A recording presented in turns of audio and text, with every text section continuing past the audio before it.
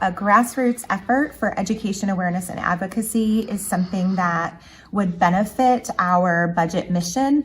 We say parents, community members, businesses, civic organizations, find your passion point and learn as much about that passion point. Combine those facts with your trench story, your own experience, and marry those two together and come to the Board of Supervisors public hearing on April 11th and speak at the podium. If you aren't comfortable speaking, simply the visibility is powerful as well. Just letting our local government see that we are engaged and that we do hear the needs of the schools and support them as taxpayers. I'm paid, Ted, to do this work, and I'm passionate about this work.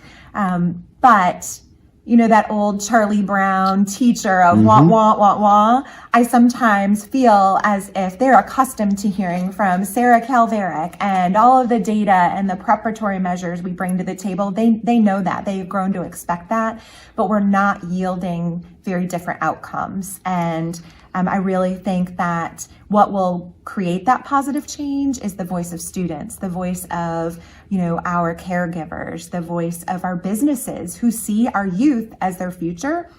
We need to hear from the building developers that are coming in that want to know that they have a strong workforce base coming out of Caroline High School, and that they have families that want to move to the community because of the quality of schools. So it really is an all hands on deck component.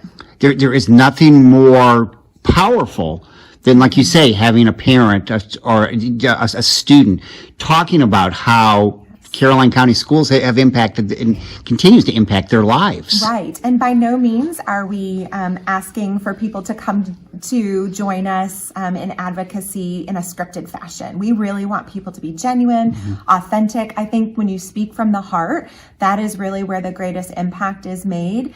We talk to our teachers about the facts, so we arm them with what the data is showing and what our path forward is in terms of compensation and salary. And so they then can just pair that with, I have to work 2 to 3 jobs to support my household.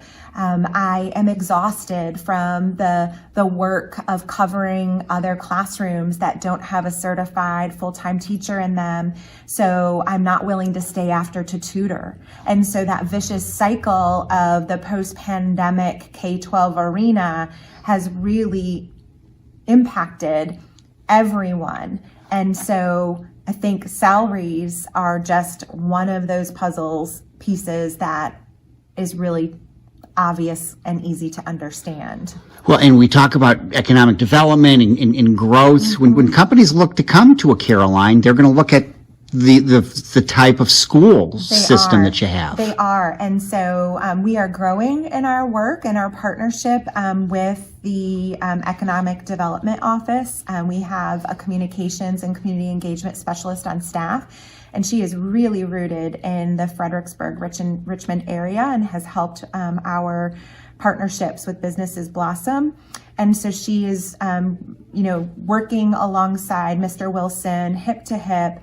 And we actually have an opportunity to meet with a potential company who is looking at, I believe, the 95 corridor to build a very large technology/cybersecurity company. Now, whether or not that will come to fruition will be seen, but they have asked to meet with us, and we're meeting with them this week to talk about what would a partnership between that type of business and schools look like. Do we have a pathway in our career and technical education program that will funnel future, employees to them? How can we work in partnership to make sure that their business develops and grows, but also benefits the community and the schools? I know you would much rather you and I be sitting here talking about programs. Yes. and we do that throughout the year, but this really is the time, and this is the time for the community to speak for the schools. Like you say, you can't always do it all. You can't shoulder the whole thing, and this is where all of us, if Caroline County schools mean something to you, it is important to let your individual voice be heard right now. Absolutely. And there are so many ways to become engaged. Engagement doesn't always mean being present in person. This morning, we hosted a school board constituent meeting at the Mix House. We have one also planned for the Timbers and for the Crossroads, all restaurants in the local community. So come out and talk to your school board members and to myself and learn more about budget. We have gone to our Teachers for Tomorrow classroom where we have budding future teachers. And it was really funny. We posed the question to them, how much do you think the division budget is? And we got numbers ranging from 500,000 to 1.5 million. And so when we shared that we were upwards of 50 to 60 million dollars, there was an awakening. And so we talked with them about these 10 budget priorities, and then we had them choose their top 3, and we walked them through an activity for advocacy. Why is this budget priority important? How would it impact you as a student? And how is it relevant to you now? And one of the top priorities they picked out was compensation for teachers, because of course they want to go to college and become a teacher and come out knowing that they can live off the salary that they're making. But they also identified coordinator of student support services who will oversee mental health.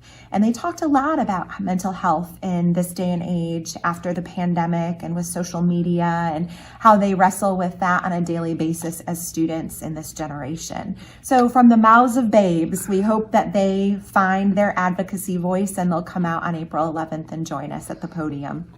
I didn't realize that your budget was that does show you that quote unquote rural Caroline, there are, I mean, it is a growing and a bigger division than people may think. Oh, it is. We definitely have the opportunity to expand tremendously in the next few years. I think the Board of Supervisors is working diligently on creating greater infrastructure that is appealing to different businesses. And so as those businesses begin to build, our tax base, of course, will increase. And I would hope that we would be able to pull some of that increased funding and revenue to schools. But we need to be strategic and we have to have a plan. And so the county strategic plan, if and when that's developed, needs to mimic or marry or reflect the goals of schools as one arm. I mean, certainly they have multiple priorities and we understand that, but we want to be intimately engaged in that work alongside them. April 11th. April 11th. Public hearing usually starts at 7:30, but the meeting begins at 6. So please come and spend your night with us. It will be 2 days after spring break, so hopefully you're well rested and you can afford to stay out late that night. Perfect.